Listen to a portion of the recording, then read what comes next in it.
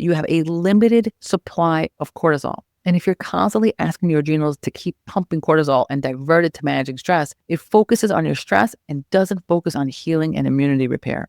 Today, we're talking about adrenal fatigue. Are you one of those people that's tired all the time? Like no matter how much sleep, you're dragging. Or maybe you wake up okay, but then in the afternoon, you hit a wall. Do you have to pump yourself up with caffeine or snacks to get through the day? Or are you one of those people that after a workout, you're like so exhausted? Everyone else is like on this post-workout high, like you need to take a nap after you work out, or after you work out, you can't think of working out for like 3 days because you need to recover. Now, are you one of those people who've been told over and over again that there's nothing wrong with you, but you still feel so exhausted? Well, if any of these things describes you, it's time to consider the diagnosis of adrenal fatigue.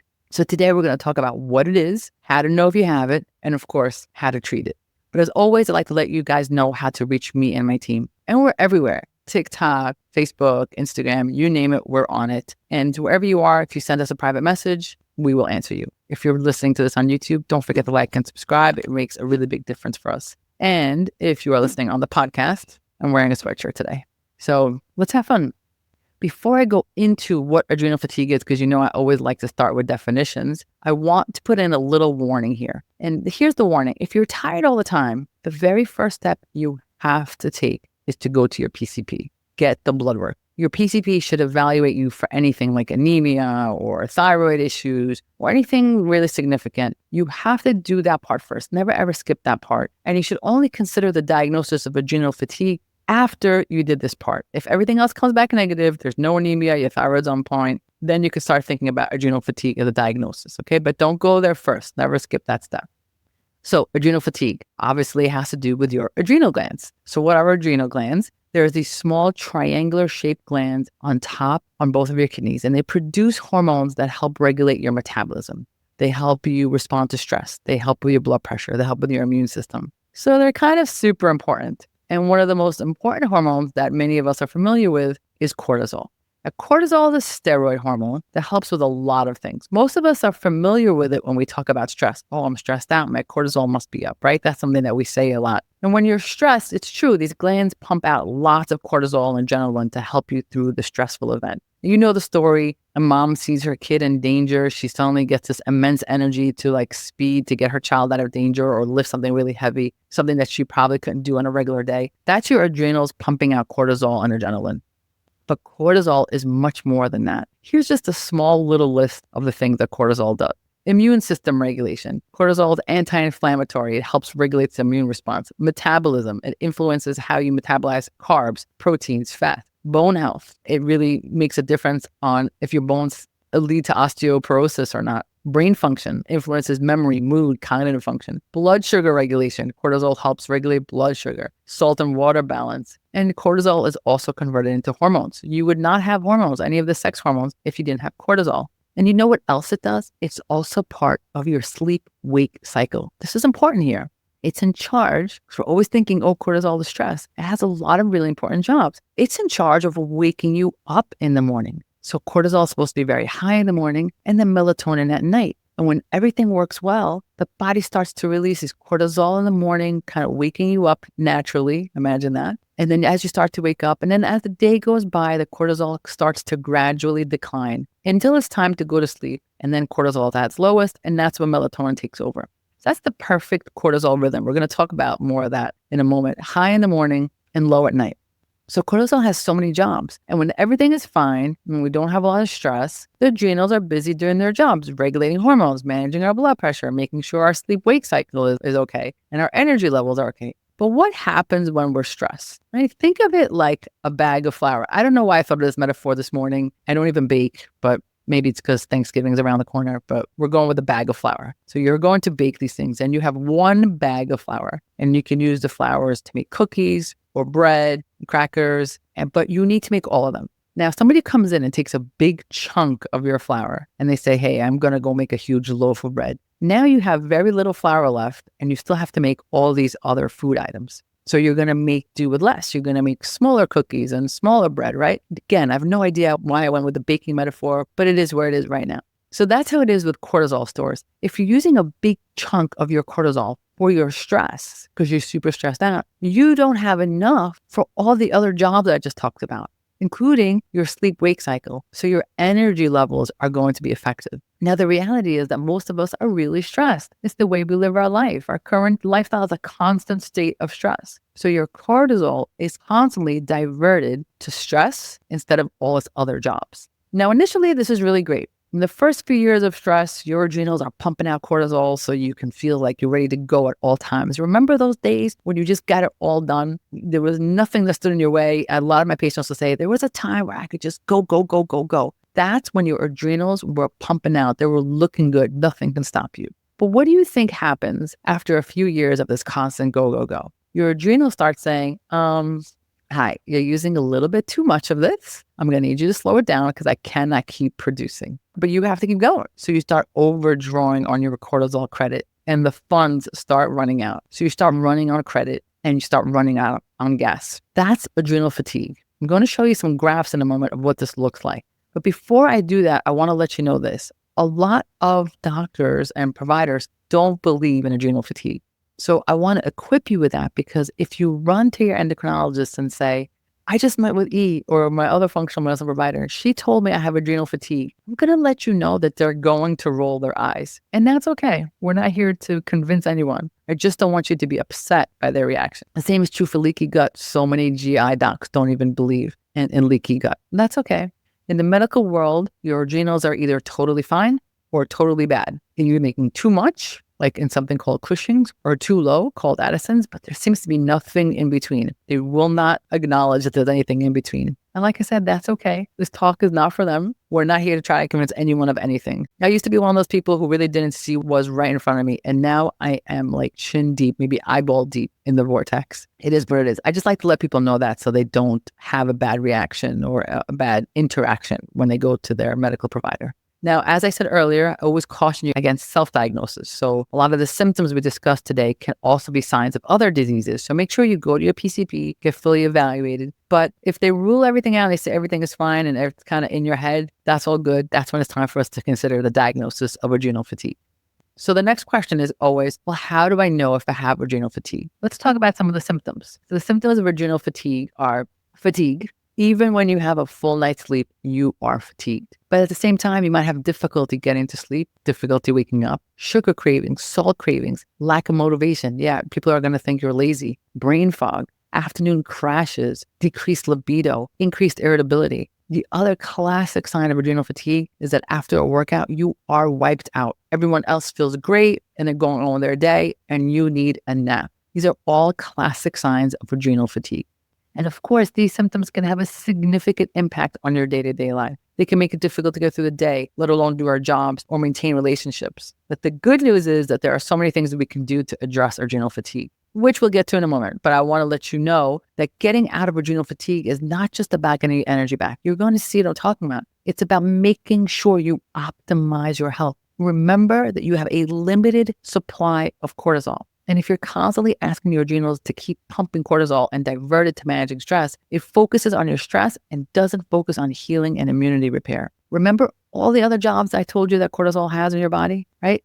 It has to do with immunity and inflammation and all of these things. When I talk about fixing adrenal fatigue, it's not just about getting your energy back. It's allowing your body and your cortisol to start focusing on some of these other things that it's supposed to do. So when we're talking about fixing adrenal fatigue, it's not just about energy. It's about fixing your overall health and increasing longevity. How do you test for it? The preferred method is a saliva test. There is a way to test for cortisol through blood. Your PCP, your endocrinologist might check your cortisol through blood. But there's a few problems with the blood test. Number one, it tends to be one test, an early morning blood test. And this test is only good if you're looking for the extreme case in the morning, like that extreme one I told you about, Cushing's or Addison. But it won't give you a picture of what's going on through the day. And the other problem with blood testing is that because it's so painful, you have a needle in your arm, you have this natural cortisol surge in that moment, which can actually mess with the results. So we prefer to do a saliva testing. And there's two tests out there. There's a 4-point test and a 6-point test. I use the 4-point test, and I'm going to show you what the results look like.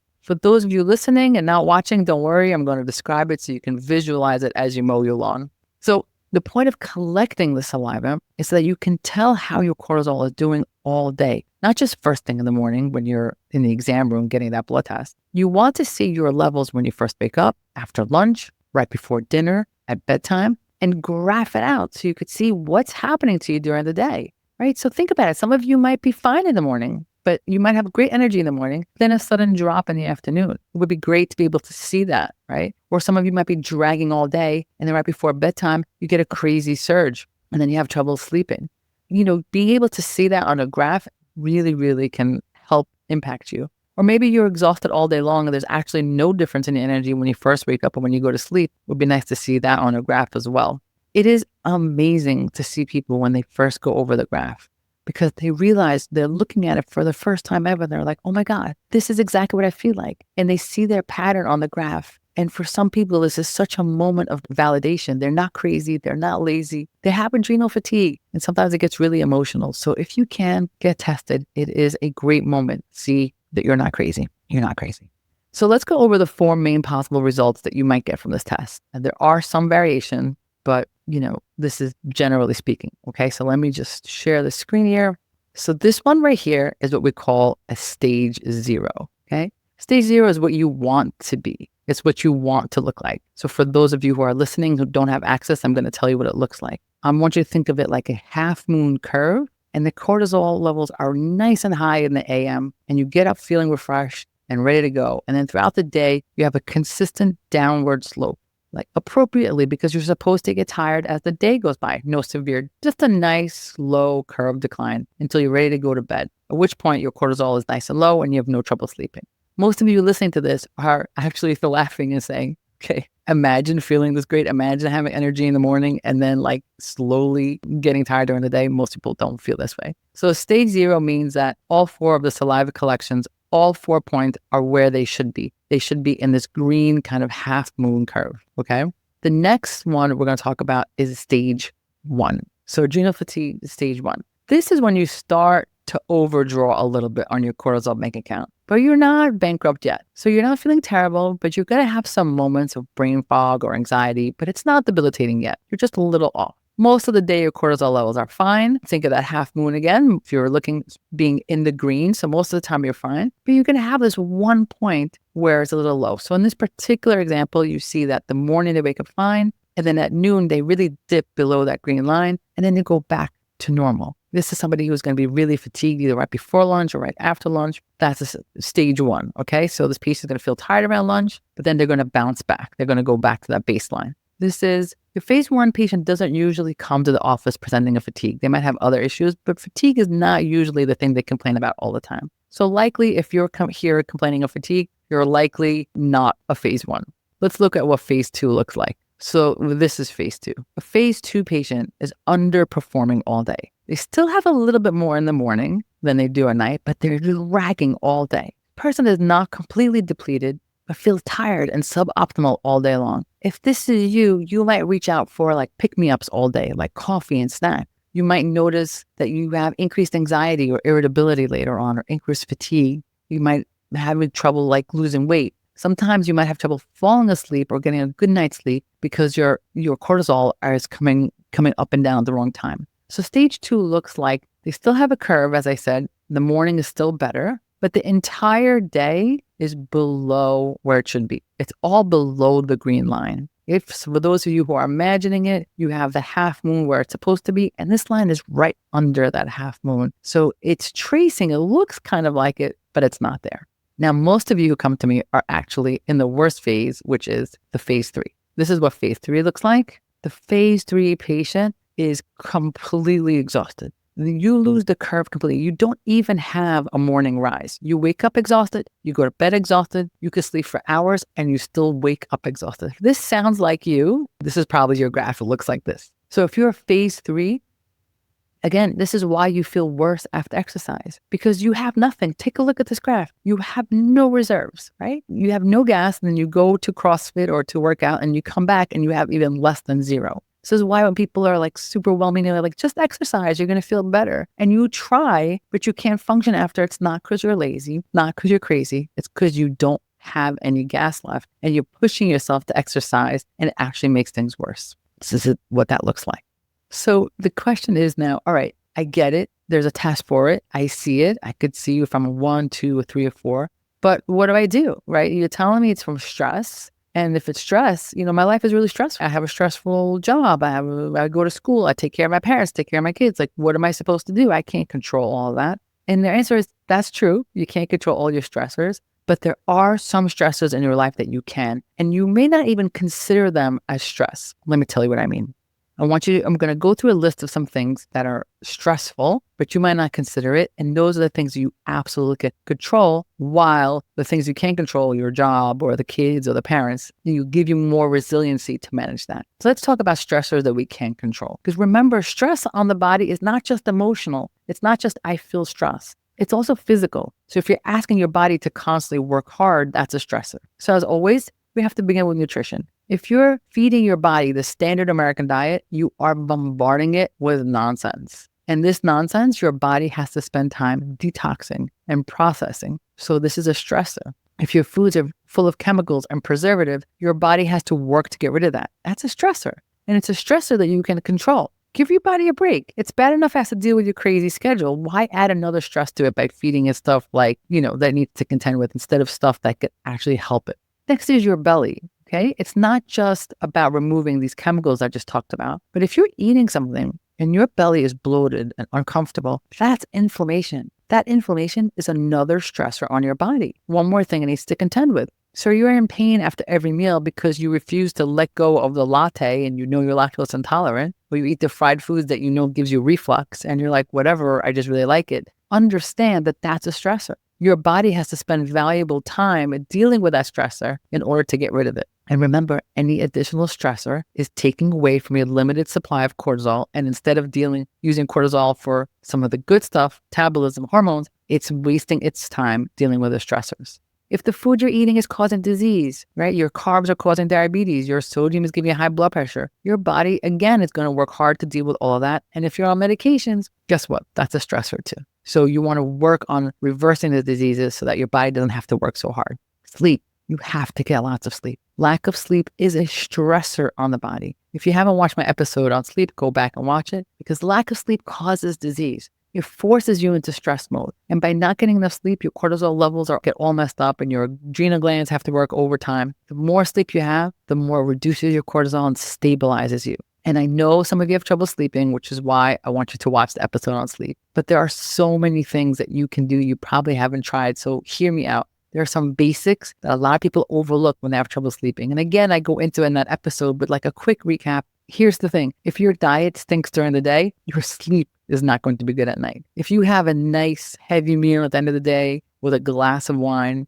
thinking that this is a well-deserved meal after a hard day, guess what? You're not going to sleep. You're going to toss and turn as your body tries to manage its huge influx of food and carbs and alcohol right before bedtime. If you had Starbucks at 4 p.m. to get you through the last part of your shift, you won't sleep, because just because you're ready to go to bed doesn't mean your body is done processing the caramel latte, double shot espresso you had. So you have to really be aware of what's happening during the day so that you could sleep better at night.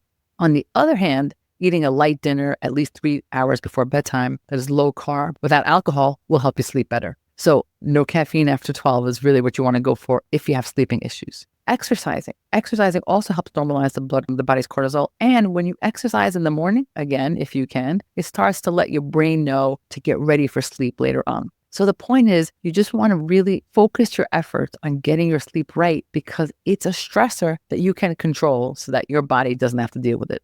Let's move on to some supplements. Everyone loves talking about some supplements. There are so many important supplements, but there are some supplements that are really specific to adrenals. So first, let's start with the basics. Vitamin C, vitamin B, magnesium, vitamin D, omega-3. That should be on everyone's list, but definitely anyone dealing with adrenals. Okay, and then there are 2 specific supplements that are really well known to help adrenals. One is called adaptogens. Adaptogens are an herb that helps the body adapt to stress. Think ashwagandha, rhodiola. These are known adaptogens. And then there's a type called glandulars. These are glandulars that are taken from the adrenal glands of animals, and that is supposed to help with our adrenal glands to help us. Adding these supplements to your list that are specific for adrenals can really make a difference. My clients will often say that their energy level goes up much higher once they take adrenal supplements. And you know when they notice it the most? When they run out. When they run out, they're like, oh my God, I really just thought I just had my energy like all on my own. And they realize the supplements really make such a difference. Consider using some supplements. It's really hard to get everything just from food. We want to do it, but supplements really help as long as your nutrition is right.